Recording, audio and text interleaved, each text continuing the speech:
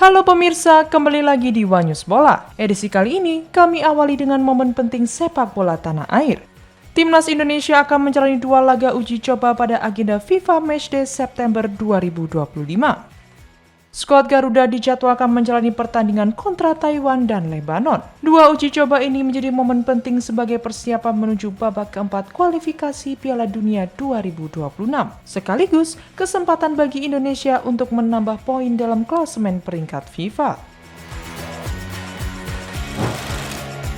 Informasi lainnya pemirsa masih seputar sepak bola tanah air. Timnas Indonesia U17 saat ini tengah menjalani pemusatan latihan di Bulgaria. Pemusatan latihan tersebut digelar sebagai bagian dari persiapan menuju ajang Piala Dunia U17 2025.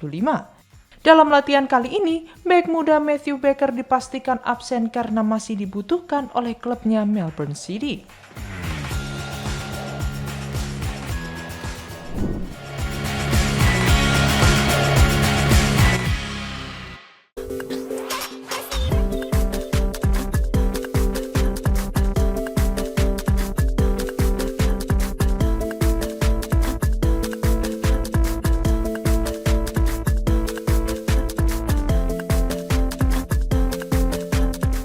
Timnas Indonesia dijadwalkan melakoni 2 laga uji coba pada agenda FIFA Matchday September 2025.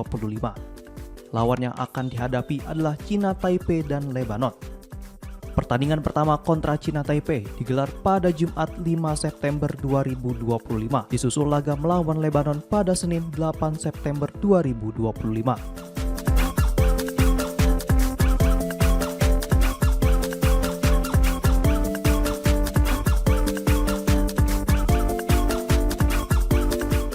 Kedua laga ini menjadi bagian dari persiapan Garuda sebelum tampil di babak keempat kualifikasi Piala Dunia 2026.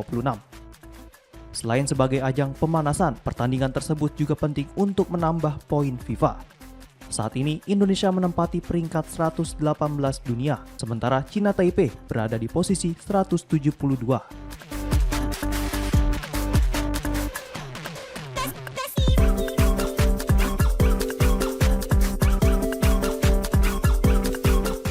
Jika skuad asuhan Patrick Kluivert mampu menundukkan China Taipei, Indonesia berpotensi menambah 3,25 poin FIFA. Tambahan itu diperkirakan akan mendongkrak posisi Garuda ke peringkat 116 dunia, melampaui Libya dan Zimbabwe. Dengan peluang tersebut, diharapkan Timnas Indonesia mampu menunjukkan performa terbaik demi meraih kemenangan pada laga uji coba kali ini.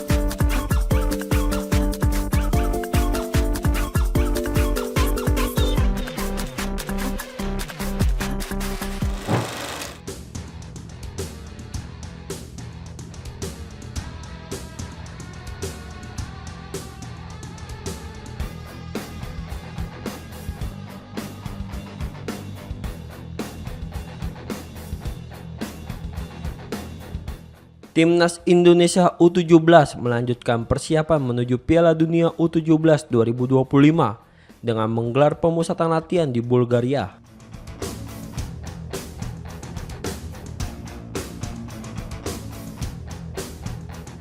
Program ini menjadi lanjutan setelah Garuda Muda sebelumnya mengikuti turnamen Piala Kemerdekaan di tanah air.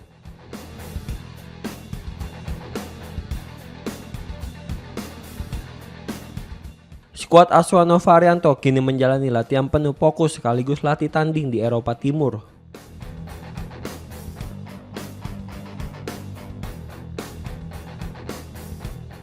Kegiatan ini ditunjuk untuk mengasah kemampuan para pemain serta memberi kesempatan bagi mereka untuk unjuk kualitas sebelum tampil di turnamen dunia.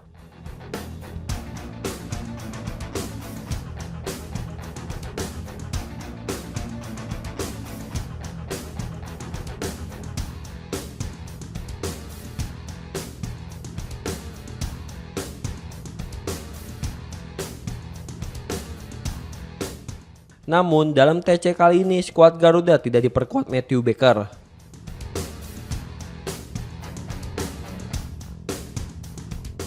Nova Arianto menjelaskan bek berusia 16 tahun tersebut harus bertahan di klubnya Melbourne City yang tengah membutuhkan tenaganya.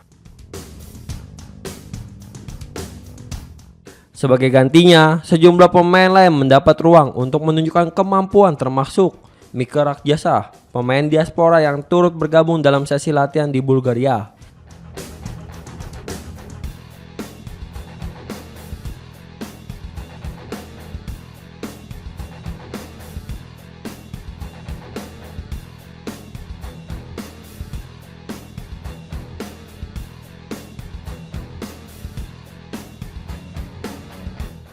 Nova juga membagikan 6 foto aktivitas latihan tim melalui unggahan resmi memperlihatkan semangat tinggi para pemain.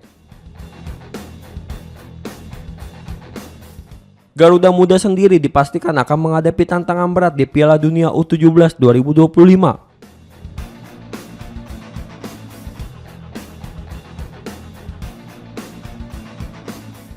Indonesia tergabung di fase grup bersama Brazil, Honduras, dan Zambia yang dikenal memiliki tradisi kuat di level usia muda.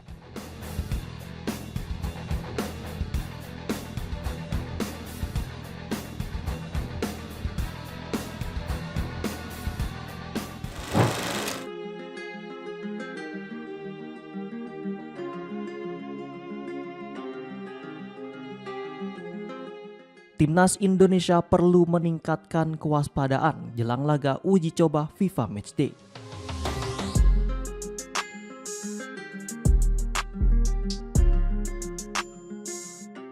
Pasalnya, calon lawan mereka, Lebanon, baru saja mencatat kemenangan mengejutkan atas Qatar.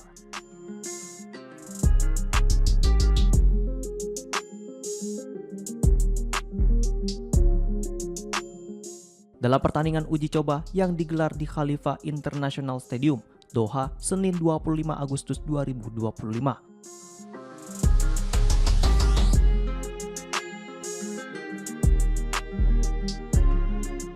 Lebanon berhasil menundukkan Qatar dengan skor tipis 1-0.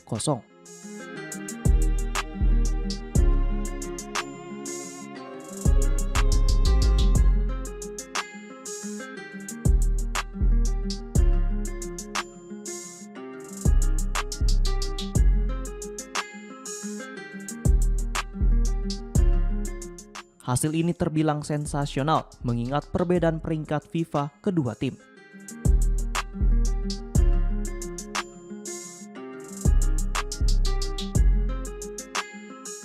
Saat ini Qatar menempati posisi 53 dunia, sedangkan Lebanon berada jauh di peringkat 112.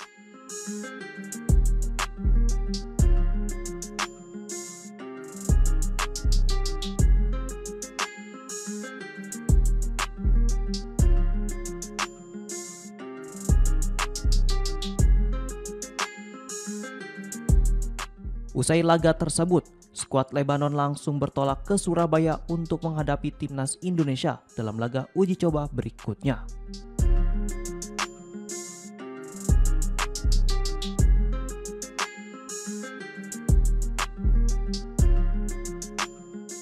Bagi skuad asuhan Patrick Kluivert, duel kontra Lebanon menjadi bagian dari persiapan menuju babak keempat kualifikasi Piala Dunia 2026.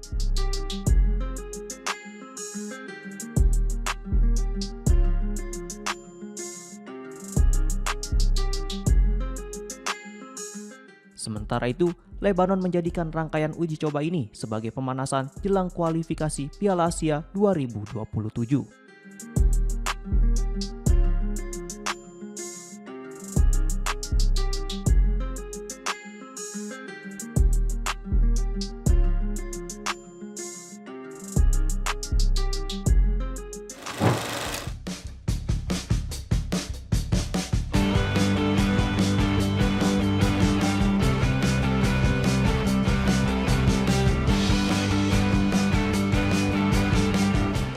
Gelandang keturunan Indonesia Belanda, Eliano Rangers, tengah menjalani pekan yang padat pada awal September 2025.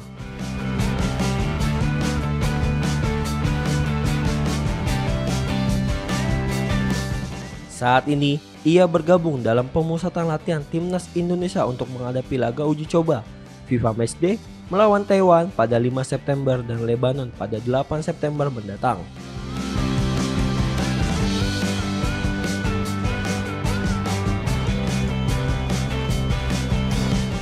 Dua pertandingan ini bukan sekedar persiapan biasa.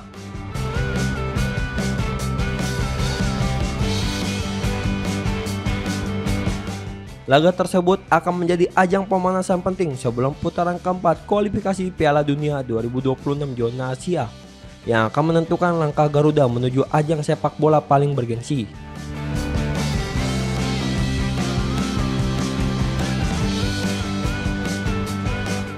Eliano mengaku bangga bisa kembali dipercaya membela skuad Garuda.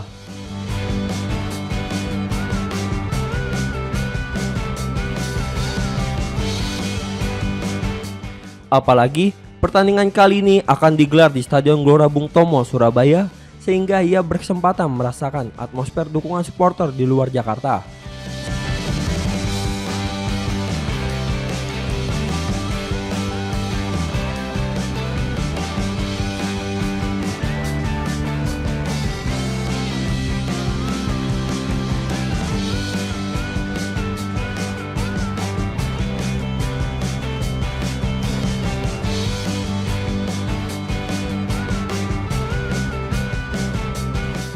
Selain itu, dua laga uji coba ini juga menjadi sarana penting bagi pelatih Patrick Kluivert untuk mematangkan strategi dan membangun chemistry antar pemain, termasuk bagi wajah-wajah baru di skuad Garuda.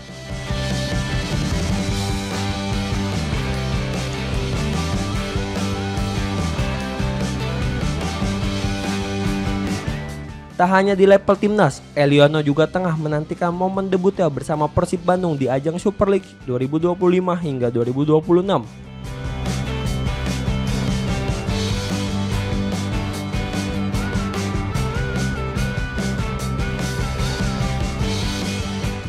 Laga perdana Maung Bandung akan mempertemukan mereka dengan Persebaya Surabaya pada 12 September.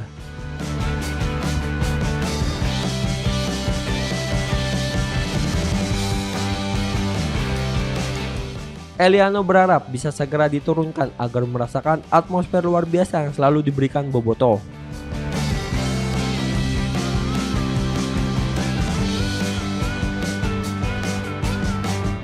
Pemain serba bisa yang bisa beroperasi di beberapa posisi ini memang harus menunggu cukup lama untuk berlatih penuh bersama Persib, mengingat sebelumnya ia fokus memperkuat timnas.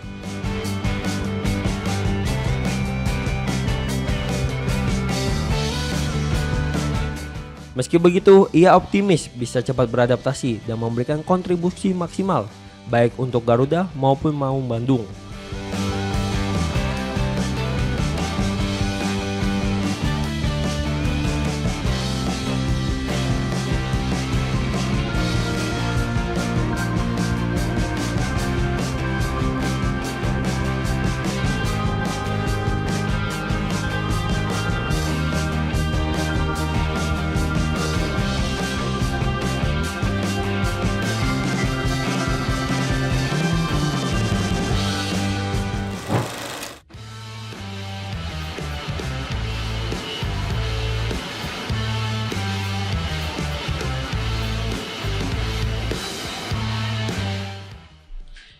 Timnas Indonesia tengah menghadapi situasi yang kurang ideal.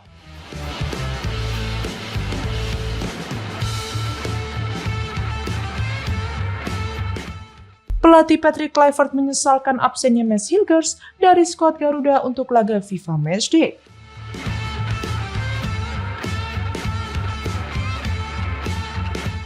Melawan Taiwan 5 September 2025 dan Lebanon 8 September 2025 di Stadion Gelora Bung Tomo, Surabaya.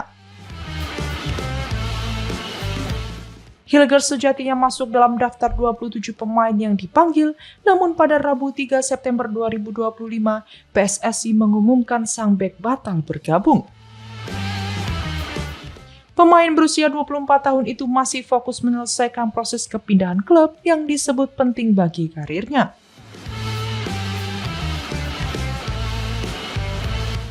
Sang pemain sempat dikaitkan dengan klub Ligue 1 Perancis, tetapi rencana transfer tersebut kandas di detik-detik akhir penutupan bursa transfer 1 September 2025. Kluivert mengakui absennya Hilgers sedikit mengganggu persiapan tim menjelang putaran keempat kualifikasi Piala Dunia 2026 zona Asia. Tim Merah Putih dijadwalkan menghadapi dua lawan berat Arab Saudi dan Irak pada Oktober mendatang.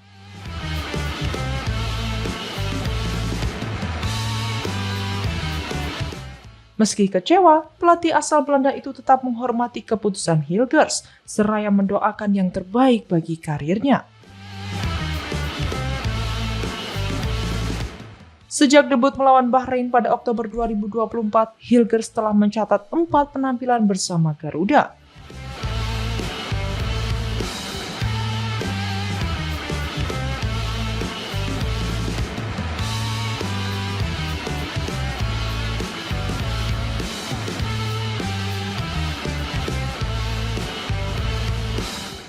Dengan laga terakhir saat skuad Garuda kalah 0-6 dari Jepang Juni lalu.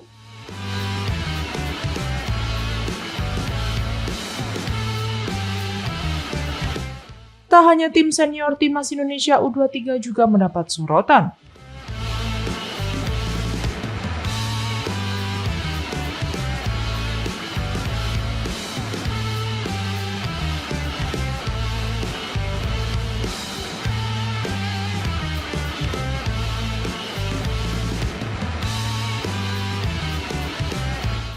Usai laga perdana grup J kualifikasi Piala Asia U23 2026 melawan Laos di Stadion Gelora Delta Sidoarjo pada Rabu 3 September 2025 malam waktu Indonesia Barat, pelatih Laos U23 Ha Hyok Chun melontarkan kritik pedas.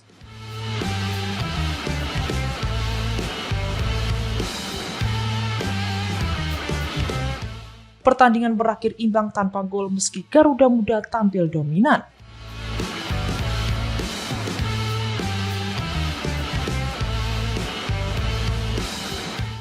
Dalam konferensi pers, Ha Hyok Chun secara belak-belakan menyebut Garuda U23 saat ini tidak sekuat era Sintayong.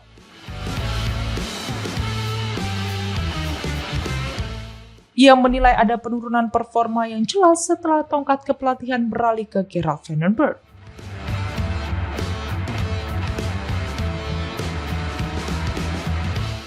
Komentar tersebut sontak menjadi tamparan keras bagi skuad Garuda Muda.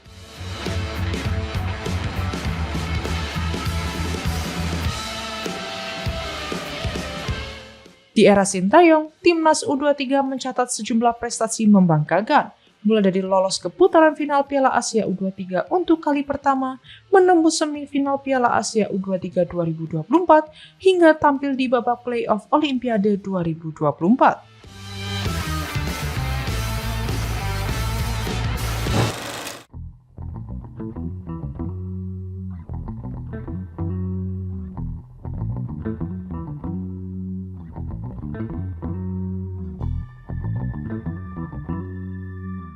Karir Erik ten Hag bersama Bayer Leverkusen terbilang sangat singkat. Datang dengan harapan besar sebagai penerus Xabi Alonso, pelatih asal Belanda itu hanya sempat mendampingi tim dalam 2 pertandingan Bundesliga. Keputusan pemutusan kontrak ini diumumkan resmi oleh klub, yang menyebut langkah tersebut telah melalui pertimbangan matang dan rekomendasi dari manajemen. Hasil yang kurang memuaskan dengan 1 kekalahan dan 1 hasil imbang menjadi alasan utama di balik berakhirnya kerjasama ini. Bagi Ten Hag, ini bukan hanya soal hasil. Ia datang dengan visi besar, namun untuk meracik tim dari awal bukan perkara gampang. Ia sempat menyuarakan kekecewaannya terhadap kondisi skuad, menyebut beberapa pemain belum siap secara fisik dan mental, serta menyoroti kurangnya intensitas permainan di momen-momen krusial. Ungkapan itu mungkin mencerminkan tekanan yang ia rasakan untuk segera membawa tim tampil sesuai ekspektasi tinggi klub dan publik.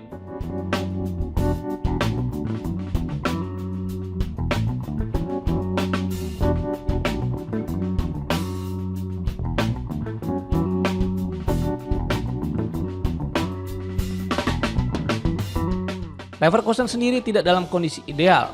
Selain kehilangan pelatih andalan mereka, Xabi Alonso, dua pemain bintang, Jeremy Frimpong dan Florian Wirtz, juga hengkang ke Liverpool. Ten Hag mendapatkan skuad yang belum sepenuhnya solid, dengan sejumlah wajah baru yang belum beradaptasi.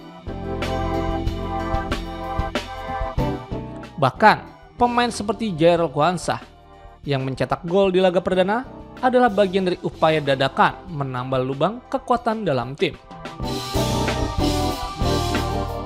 Meski perjalanannya di Leverkusen terbilang singkat, langkah Ten Hag tetap menjadi bagian dari cerita panjang klub serta menjadi sebuah episode yang penuh tantangan namun syarat pelajaran.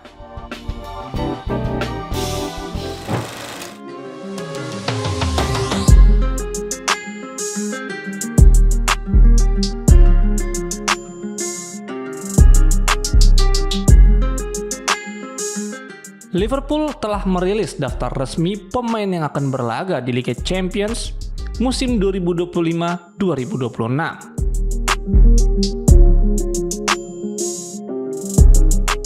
Dari 22 nama yang diumumkan, keputusan manajemen klub menuai sorotan tajam setelah tidak memasukkan nama Federico Chiesa ke dalam skuad.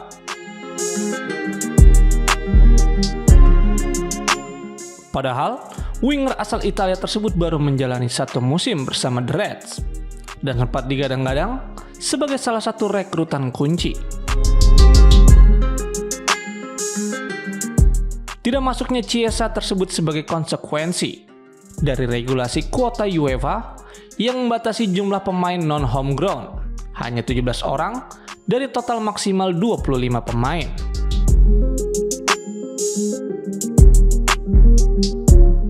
Liverpool sendiri memilih hanya mendaftarkan 22 pemain dengan 3 slot homegrown yang dibiarkan kosong. Keputusan tersebut mempertegas posisi Chiesa yang saat ini berada di ujung tanduk. Terlebih setelah ia gagal menunjukkan konsistensi pada musim perdananya.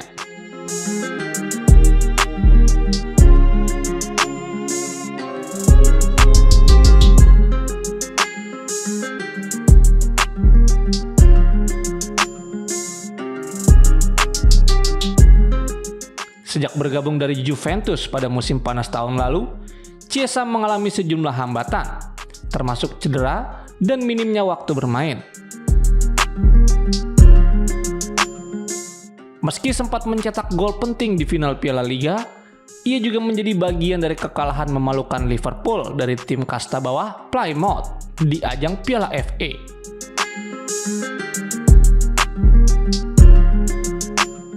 Musim ini kontribusinya masih minim dengan hanya tampil sebagai pemain pengganti dalam 3 pertandingan Premier League. Situasi ini memperkuat dugaan bahwa pelatih Arne Slot belum sepenuhnya menempatkan Chiesa dalam rencana utama tim.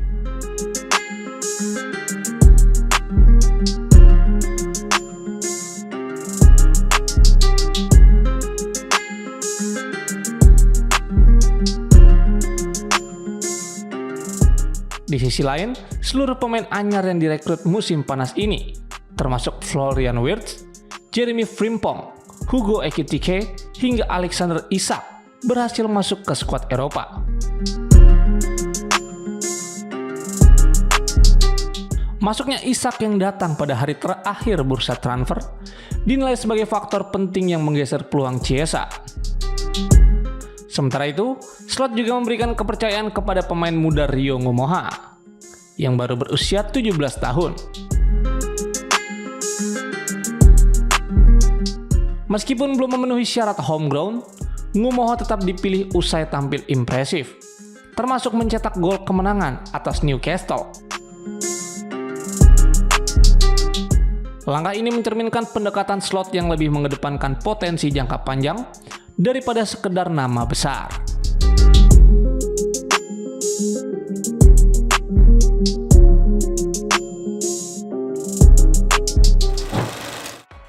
Demikian Demikian informasi yang dapat kami sampaikan pemirsa. Terima kasih telah bergabung bersama kami.